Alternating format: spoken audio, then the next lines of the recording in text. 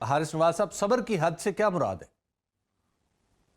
देखिए, सब्र की हद का ये मतलब है कि अभी आप ये देखें जिस तरीके से पॉलिटिकल अनसर्टेनिटी हुई हुई है, जी। इकोनॉमिक इंस्टेबिलिटी उससे कितनी ज़्यादा हो रही है और आपको एक हिजान नज़र आ रहा है, आपको टकराव नज़र आ रहा है। आप मुल्क में खुदा ना खास्ता जो अगर 26 नवंबर को ज़्यादा लोग आ जाते हैं और उसके बाद कोई ट्रिगर हैप्पी पुलिस वाला या एक्सट्रीमिस्ट एलिमेंट 4% कोई ऐसी हरकत कर दे जिससे आपके हालात ख़राब होते हैं, व्हाट हैपेंस? क्या दुश्मन का नैरेटिव ये नहीं है कि किसी तरीके से फौज और अवाम का जो एतमाद है उसको दरार डाल के और आप उनको लड़ाएं और उसके बाद आप फौज को कमजोर कर दें, जो कि एनिमी के नैरेटिव है। हुकूमत ने क्या कोई कोशिश की कि ऐसा मौका ना आए? क्या ऑपोजिशन ने कोई ऐसी की? पर्सनल वेंडेटा में वो लगे हुए हैं। तो इसलिए मैं ये कहता हूँ, देखिए कि हुकूमत ने कोई एक एफर्ट भी की है, एक पॉइंट मुझे बताएं जहां हम ये कह सकें कि हुकूमत ने नेशनल डायलॉग की कॉल की है। कहीं ना ये हुकूमत ने पॉलिटिकल सिचुएशन को डिफ्यूज करने की कोशिश की है, किसी तरीके से अवाम जान माल की प्रोटेक्शन को काम किया, सवाए provocation one side, provocation other side, allegations counter allegation, चोर वन साइड, चोर अदर साइड।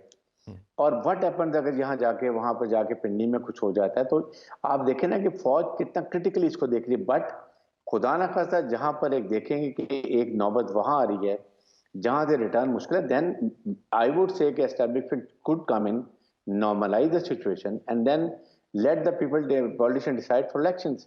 बट ये नहीं हो सकता कि आप मुल्क को बिल्कुल ही आपस में ऐसे लड़ा के तबाह कर दें। पोलराइजेशन पहले ही है, इनटॉलरेंस सोसाइटी में है। These are the things. आप कितनी वो जब एक दफा कह दिया कि हम नहीं आ रहे, अब आप अगर पर्सनल अटैक करना चाहें that is different thing, I don't want to indulge in it, but don't drag institution into this politics. That is what I think वो उनका नुक्ता नजर ये है कि इस स्टेज के ऊपर रिस्ट्रेन शो करें, फाइंड अ सोल्यूशन, बैठें, कोई ना कोई हल निकालें before it is too late and then you have regrets and nothing else.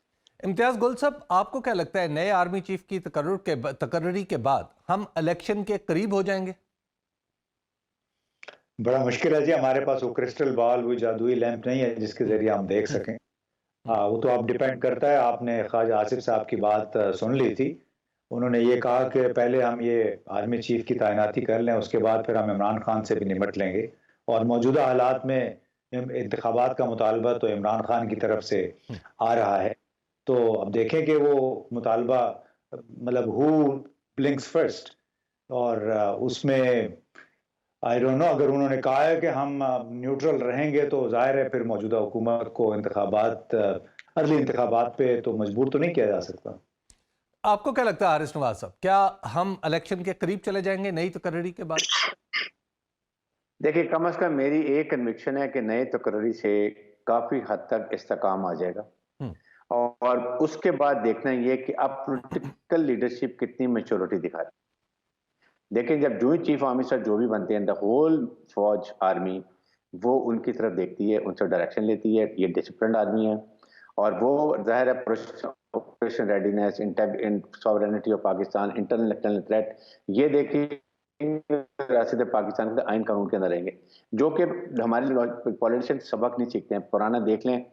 वो ही is loyal to the country. Second बात यह है कि इसके बाद अगर वो नहीं करते हैं उनको, बल्कि मेरे ख्याल में तो पैगाम जाना चाहिए, यही प्रेसिडेंट बैठे हुए हैं, आपके चीफ जस्टिस बैठे हुए हैं, आपके चेयरमैन सेनेट बैठे हैं, somebody should come forward, make them sit and tell what where are you heading for।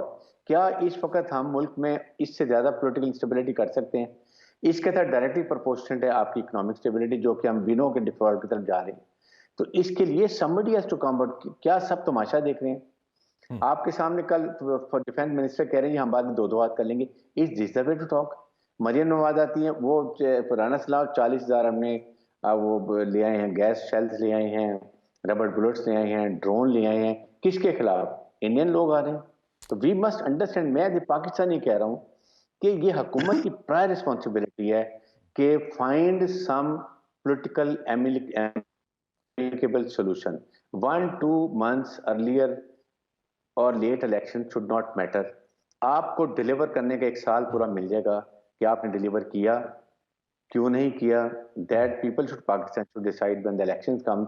और जो मैंडेट मिलते हैं, लेट्स से अप्रैल मई में इलेक्शंस होते हैं, वो हुकूमत को चाहिए कि वो बजट भी अनाउंस करे, और आगे ठीक उसको ऑनर करे, बजाय इसके कि ये हुकूमत आए जो पहली चल रही है एक खुला बजट दे और अगली जो हुकूमत आए उसको उसमें उसके लिए जो इम्तियाज मायनों गुल की साहब, बात करते आपको हैं। लगता है कि कोई इदारा फौज के सिवा ऐसा है जो आगे आ सकता है और फिर लोगों को या बिलखुसूस हमारे जो मुतहारिब सियासी फरीक हैं इन्हें एक मेज पर बिठा के कोई मुतफ़िक़ा हल निकाल सकता है?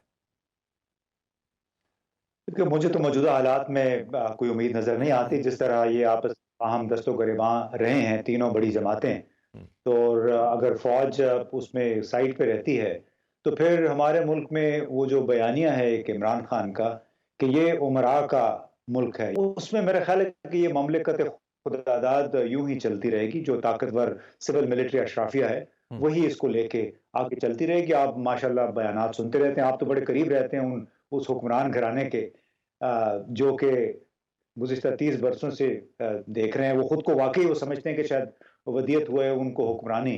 तो मुझे कोई बहुत ज़्यादा उम्मीद नज़र नहीं आती सिवाय इसके कि ठीक है, उसमें हो अल्लाह करे, हम तो दुआ करें अल्लाह करे कि मुल्क में सियासी इस्तेहकाम आए, जिसके नतीजे में हमारी फिर इक़्तिसादी सूरत-ए-हाल भी बेहतर हो। अब देखा जाएगा कि किस हद तक इमरान खान अपना जो एजेंडा लेके चले हुए हैं, उस पे किस हद तक अमल दरामद हो पाता है। हारिस नवाज साहब, पाकिस्तान की फ़ौज के बारे में कहा जाता है और बिलखुसूस अमरीका में यह तासुर है कि पाकिस्तान की फ़ौज ये फ़ैसला करती है कि हमारी अमरीका के हवाले से, अफ़गानिस्तान के हवाले से, इंडिया के हवाले से, न्यूक्स के हवाले से हमारी पॉलिसी क्या होनी चाहिए।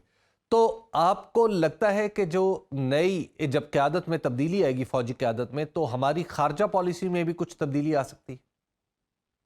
बिल्कुल आनी चाहिए और जब ये पॉलिटिकल होंगे तो और ज़्यादा आ जाएगी। बेसिकली देखें, जब भी कोई फॉरेन पॉलिसी बात होती है, चाहे वो इंडिया से हो या अमेरिका से हो या यूरोपियन यूनियन से हो या अपने रीजन में हो, द पॉइंट इज जो foreign office they ask for comments from different institutions including Pakistan army.